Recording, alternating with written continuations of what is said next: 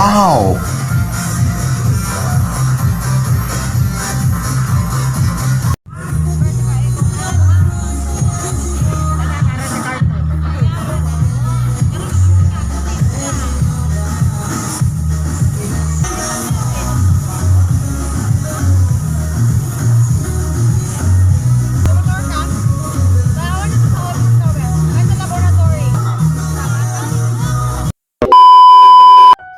Hello guys! Welcome to my vlog! For today's video nga po pala, dahil JS Prom nila ate bukas, magdidesign nga po pala siya ng kanilang table display para bukas. Siya nga po pala ang magdidesign ng kanilang table kasi nga po nasa kanya ang lahat ng kanilang materials. Hindi ko na nga pala siya natulungan kasi nga siya na lang daw kasi maganda daw yung kanyang gagawin na isip na idea. Gabi na nga niya nagawa kasi nga hapon na rin kami nakauwi at madilim-dilim na rin at marami na nga kaming ginawa sa buong magdamag.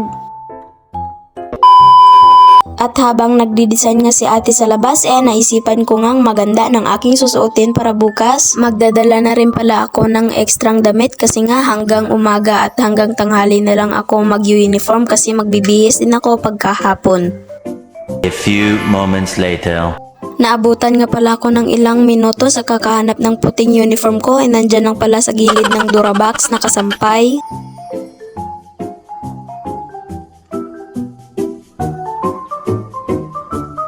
The next morning.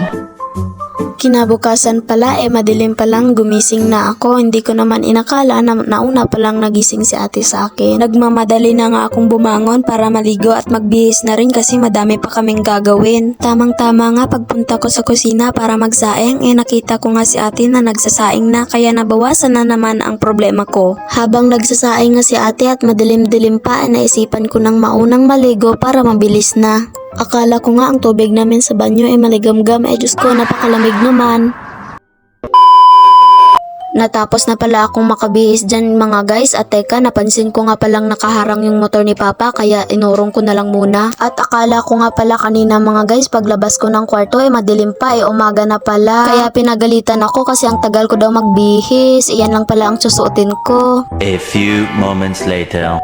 Hindi ko na pala naipakita sa inyo na kumain kami kasi nga nagmamadali at malapit ng mag alas 7. At kahit umaga pa nga lang iterek na ang araw pero okay lang yan, vitamin B rin naman yan. Marami na nga rin pala akong dinala dyan kasi nga magagawin na rin kaming mga project sa school. Hindi ko na rin pala mapapakita sa inyo yung pangyayari sa school kasi nga bawal ang cellphone. 3 hours later. Pagkatanghali nga pala, uwian na nga pala namin. Half day lang nga pala kami ngayon kasi nga GS Prom nila mamaya ng hapon. Di ko nga pala inasahan na matirek pala ang araw ngayon at napakainit naman. Sa ibaba nga pala kami kumakain kasi nga doon kami bumibili ng pagkain. Pagkatapos ko nga pala kumain, pumunta na nga pala ako sa covered court para tignan yung dinesign nila ni teacher. Ayan na nga pala yung dinidesign nila ni teacher na hindi pa pala natapos. Pagpunta ko nga pala dito makalat pa pala. Isos! 3 hours later. Pagka alas 3 nga pala ng hapon, nandyan na pala yung makeup artist nila at habang wala pa siya nakabihis ng iba at ang iba ay mine-makeupan pa. Nang sumapit na nga pala ang alas 5 ng gabi, nag-start na nga pala sila at eto nga po pala kasama ko ang aking best friend. At di ko nga pala inakala na may magandang pasabog pala yung ginawa ng aming teacher na design. At kakastart pa lamang pala nila madami na pala ang mga tao. At ipinakita ko na rin pala yung background ng lalakadan nila ni ate mamaya kasama yung partner nila at napakaganda naman at napakadaming tao. Wala nga pala ako sa tapat ng table nila ate kasi nga nandoon sila sa napakadulo at dito ako napunta sa gitna kasi nga para makabidyo ako ng maganda.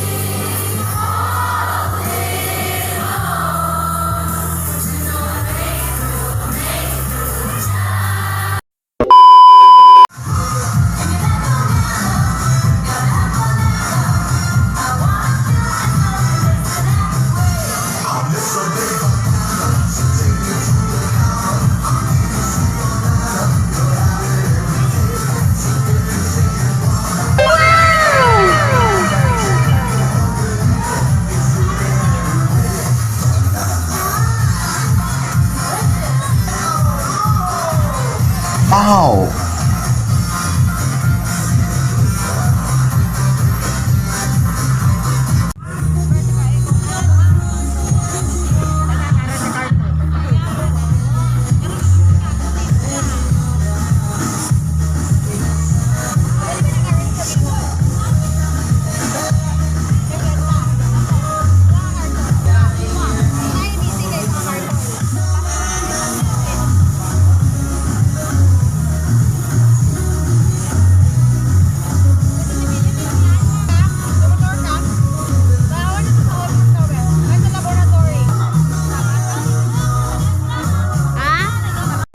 Dito ko na po tatapusin ang aking for today's video mga guys at hope nag-enjoy po kayo.